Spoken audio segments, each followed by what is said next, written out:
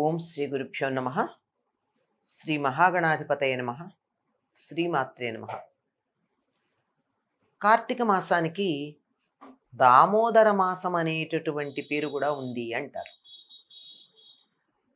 ఎందుకంటే తులసి కోటలో ఉన్నటువంటి దామోదరుణ్ణి ఉద్దేశించి ఈ నెలంతా సూర్యోదయ పూర్వం అంటే సూర్యోదయానికన్నా ముందే దీపం పెట్టడం మనకి సంప్రదాయం. తులసి స్థిత కార్తీక దామోదర స్వామినే నమః అని ఆయనకి కార్తీక దామోదరుడికి మనం దీపారాధన చేస్తాం. అటువంటి ఈ దీపారాధనలో పూర్ణిమ నాడు తప్పనిసరిగా దీపస్తంభం మీద దీపం పెట్టడం. అంటే నిజానికి పూర్ణిమ నాడైనా పెడతారు అని అర్థం అక్కడ. అంతకుముందే కార్తీక మాసం మొదలైనప్పటి నుంచి ఆకాశ దీపం అన్నటువంటి పేరుతో దేవాలయంలో కానీ, గ్రామంలో ఉన్నటువంటి 4 రోడ్ల కూడల్లో కానీ, లేదా ఎవరికి వారు వారి ఇంట్లో కానీ దీపం పెట్టడం ఉంటుంది. అంటే ఇది అందరూ పెట్టే అవకాశం లేకపోయినా కనీసం దేవాలయంలోనూ ప్రముఖమైనటువంటి స్థానాల్లోనూ పెడితే బాగుంటుంది. ఆకాశ దీపం అంటే ఒక పెద్ద స్తంభానికి దీపం ఒక గుమ్మటం లాంటి దాంట్లో పెట్టి గాలికది రెపరెపలాడకుండా ఉండేటట్టు దాని చుట్టూతో గుమ్మటం ఉండి కింద దీపం వెలిగించి నెమ్మదిగా దాని అలా పైకెక్కుతారు. అంటే చాలా ఎత్తుగా దీపం వెలిగేటట్టుగా పెట్టేది ఆకాశ దీపం. ఈ ఆకాశ దీపం పెట్టడం వల్ల వచ్చేటటువంటి ప్రయోజనం ఏమిటంటే ఈ కార్తీక దీపం పెట్టినందువల్ల వచ్చే ఫలితాన్ని మానవులు మాత్రమే పొందగలరు, కానీ మిగిలిన జంతువులకి ఉద్ధరించబడేటటువంటి అవకాశం ఎక్కడుంది? సనాతన ధర్మంలో మానవులే కాదు జీవులందరూ కూడా ఉద్ధరించబడ్డానికి వాళ్ళకి అవకాశాలు ఉన్నాయి. అందరూ కూడా వారి వారి కర్మల నుండి పొరపాటున చేసినటువంటి పాపకర్మలు ఏవైనా గనక ఉన్నట్టయితే వాటి నుండి ఉద్ధరించబడడానికి దైవం వారికి అవకాశం ఇస్తాడు. అటువంటి వాటిల్లో ఒకటి ఏమిటి అంటే ఈ కార్తీక దీపం, ఆకాశ దీపం. ఈ ఆకాశ దీపం పెట్టినందువల్ల ఏం జరుగుతుంది? కీటాపతంగా మశకాశ్చ వృక్షా జలే స్థలే ఏ విచరంతి జీవా దృష్ట్యా ప్రదీపం నచ జన్మభాగా భవంతి నిత్యం స్వపచా హి విప్రాహ. అంటే ఎలాంటి వాళ్ళు కూడా స్వపచులైనటువంటి విప్రుల దగ్గర నుండి కీటకాలు, పక్షులు మొదలైన అన్నీ కూడా చెట్ల మీద, నీళ్లల్లో, అడవుల్లో ఎక్కడెక్కడ ఉండే జీవులు కూడా ఈ కార్తీక మాసంలో ఆ దేవాలయంలో పైన పెట్టినటువంటి ఆకాశ దీపాన్ని చూసి వాటి పాపాల నుండి విముక్తమవుతాయి అని మనకి తెలియచెప్పడం జరిగింది. అటువంటి దీపం, ఆకాశ దీపం పెడితే దానివల్ల ప్రయోజనం ఏమిటి? దానివల్ల ఏదన్నా ఫలితం ఉందా అంటే దీనికి సంబంధించి ఒక ఇతివృత్తాన్ని జనక మహారాజుకి వశిష్ఠ మహర్షి వివరించటం జరిగింది. ఒక వృక్షం ఏ విధంగా ఉద్ధరించబడింది, పాప విముక్తమైంది అనేటటువంటి విషయాన్ని తెలియచెప్పే కథను చెప్తున్నాడు.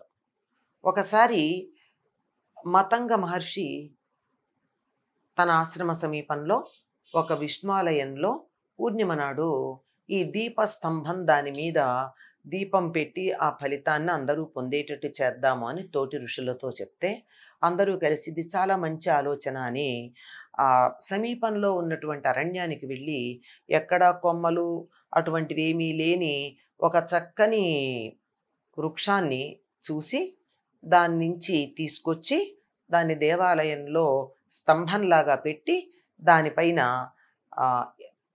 దీపాన్ని వెలిగించారు.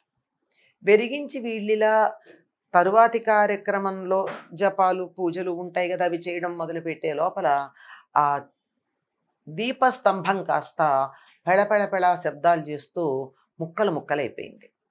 ఆ ముక్కలైపోవడమే కాదు, అందులో నుండి ఒక మానవాకృతి బయటకు వచ్చింది.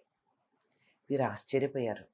ఏమిటి ఈ మానవాకృతి బయటికి రావడం ఏమిటి, నువ్వెవరు అంటే అతనప్పుడు చెప్పాడు, నా పేరు ధనలోభుడు. పేరే అర్థమవుతోంది కదా, ధనం మీద బాగా లోభం కలిగినటువంటి వాడు. లోభము అంటే తన దగ్గర ఉన్నది ఇతరులకి ఇచ్చే ఉద్దేశం లేదు. అతను గొప్ప జమీందారు. ధనం ఎలాగూ ఉంది, ఇతరులకి ఇచ్చే ఉద్దేశం లేదు, అధికారం కూడా ఉంది. అతని దగ్గరికి ఎవరైనా గానీ ఆహ్, సహాయానికి వచ్చినట్టయితే సహాయం చేయమని వాళ్ళని చాలా చులకనగా చూసేవాడు.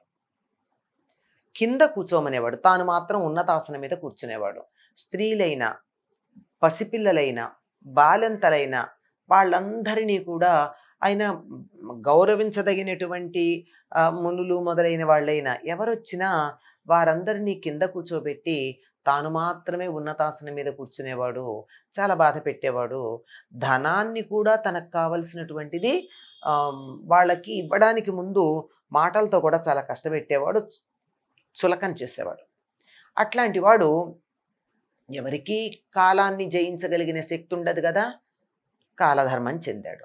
చేసినటువంటి పాపాల వల్ల అనేక రకాలైనటువంటి రౌరవాది నరకాలు చనిపోయాకే కాదు, బతికుండగా కూడా చాలా కష్టాలు పడ్డాడు. శారీరకంగా అంతే.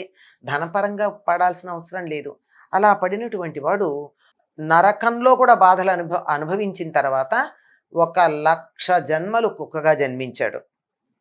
ఆ తరువాత 10,000 జన్మలు కాకిగా జన్మించాడు.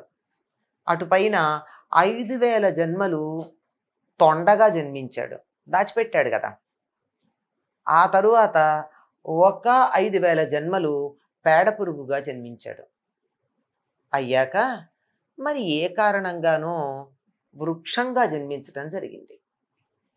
వాడి అదృష్టం కొద్దీ ఆ వృక్షం ఇక్కడ దేవాలయంలో దీపస్తంభంగా వీళ్ళు ఉపయోగించడం జరిగింది. ఆ దీపస్తంభంగా ఉపయోగించి దానిపైన దీపం పెట్టగానే దానిలో నుండి ఆ పుణ్య ఫలంగా వీరందరూ చేశారు కదా, మతంగ మహర్షి మిగిలినటువంటి ఋషులు వీళ్ళందరూ చేసినందువల్ల ఆ పుణ్య ఫలంగా నాకు మళ్ళీ మానవ జన్మ వచ్చింది అని చెప్పి ఆ ధనలోభుడు తన ఇతివృత్తాన్నంతా అక్కడున్నటువంటి మహర్షులకి తెలియచెప్పాడు.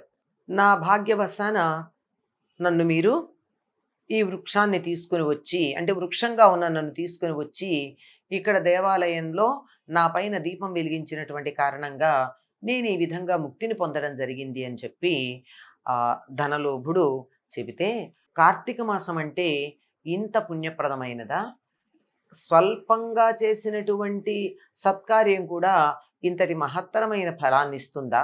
జంతువులకే కాదు, వృక్షాలకి కూడా, వృక్ష రూపంలో ఉన్నటువంటి జీవులకు కూడా ఉద్ధరణ కలిగించేటటువంటి గొప్పదా అని ఆ విషయాలు మరింతగా చెప్పవలసిందే అని అడిగారు. అప్పుడు ఆ ధనలోభుడు, మీరు చేసిన పుణ్యకర్మల వల్ల నాకు వృక్షజన్మ పోయింది, కానీ నేను ముక్తి పొందే మార్గం ఏమిటో తెలియచెప్పవలసింది అని అడిగాడు. అడిగితే అక్కడున్నటువంటి ఋషుల్లో మహానుభావుడైనటువంటి అంగిరసుడు అనేటటువంటి ఆయన ఆ ధనలోభుడికి తత్వోపదేశం చేసి సత్కార్యాచరణ, దాని యొక్క ఫలితం, చాతుర్మాస్య విధి, చాతుర్మాస్య విధిని పాటించటం వల్ల వచ్చేటటువంటి సత్ఫలితాలు, ఇట్లాంటి విషయాలన్నీ కూడా తెలియచెప్పడం జరిగింది. ఇక్కడ చాతుర్మాస్యం గురించి ఎందుకు ప్రసక్తి వస్తుంది అంటే, ఈ నెల ఏదైతే ఉన్నదో కార్తీక మాసం, ఇది చాతుర్మాస్యంలో ఉండేటటువంటిది. చాతుర్మాస్య వ్రతం అంటే 4 నెలలు పాటించేది అని అర్థం. చతురంటే 4 కదా! ఈ వ్రతాన్ని ఎవరు చెప్పారు అంటే చాలా ఆశ్చర్యం కలుగుతుంది. ఇది చెప్పినటువంటి వాడు సాక్షాత్తు శ్రీమన్నారాయణుడు. కృతయుగంలో గరుడ వాహనం మీద నారాయణుడు లక్ష్మీదేవి సహితుడై తిరుగుతూ ఉంటే లోకంలో ప్రజలు ఎలా ఉన్నారు, వాళ్ళ లక్షణం ఏమిటి అని తెలుసుకోవడానికి వెడుతూ ఉంటే ఎవరు ఆయన్ని పెద్ద పట్టించుకోవాలా, ఎవరో వస్తున్నారని. కానీ నైమిషారణ్యంలో ఉన్న మునులు మాత్రం ఆయన్ని ఆదరించి, ఆయన్ని గాదరించడం, గౌరవించి, నమస్కరించి మేమందరం ఉద్ధరించబడేటటువంటి ఒకటేదైనా మాకు తెలియచెప్పవలసింది అని అడిగారు. అందులో అలా అడిగినటువంటి వారిలో ప్రధానంగా ఉన్నది జ్ఞానసిద్ధి అనేటటువంటి పేరున్న ఒక మహర్షి. పేరులోనే మనకు అర్థమవుతుంది, ఎదుటివారిలో ఉన్న ఘనతని వచ్చినటువంటి వాడు దైవము అని గుర్తించగలిగినటువంటి సమర్థత ఎవరికి ఉంటుంది? జ్ఞానం కలిగినటువంటి వారికి. అటువంటి జ్ఞానసిద్ధికి తాను అన్నిట్లో కన్నా ఉత్తమమైనటువంటి వ్రతంగా చాతుర్మాస్య వ్రతాన్ని గురించి శ్రీ మహావిష్ణువు చెప్పడం జరిగింది. అదే ఇంతకు ముందే అనుకున్నాం కదా, ఆషాఢ శుద్ధ ఏకాదశి నుండి కార్తీక శుద్ధ ఏకాదశి దాకా ఉండే ఈ 4 నెలలు నియమబద్ధంగా ఒక్క చోటనే ఉండి కదలకుండా, తిరగకుండా ఒక నియమం పాటించటం. ఈ నియమాలు గృహస్థులకి వేరుగా ఉంటాయి. ఆహ్, యతులకి వేరుగా ఉంటాయి. బ్రహ్మచారులకు వేరుగా ఉంటాయి. ఇలా ఉండేటటువంటి వాటిని ఈ విధంగా పాటించే పద్ధతినంతా సాక్షాత్తు తెలియచెప్తే, నైమిషారణ్యంలో ఉన్నటువంటి మునులందరూ కూడా ఈ వ్రతాన్ని, అంటే చాతుర్మాస్య వ్రతాన్ని చేసి, తద్వారా కార్తీక దామోదరుడుగా ప్రసిద్ధి పొందినటువంటి శ్రీ మహావిష్ణువు యొక్క అనుగ్రహాన్ని పరిపూర్ణంగా పొందారు అని వశిష్ఠ మహర్షి జనక మహారాజుకి తెలియచెప్పాడు. దానికి సంబంధించిన కార్తీక మాసానికి సంబంధించిన మరొక అద్భుతమైనటువంటి వృత్తం మనకి పురంజయోపాఖ్యానము మొదలైనటువంటి వాటిల్లో చాలా బాగా కనపడతాయి. అవన్నీ క్రమంగా తెలుసుకుందాం. స్వస్తి.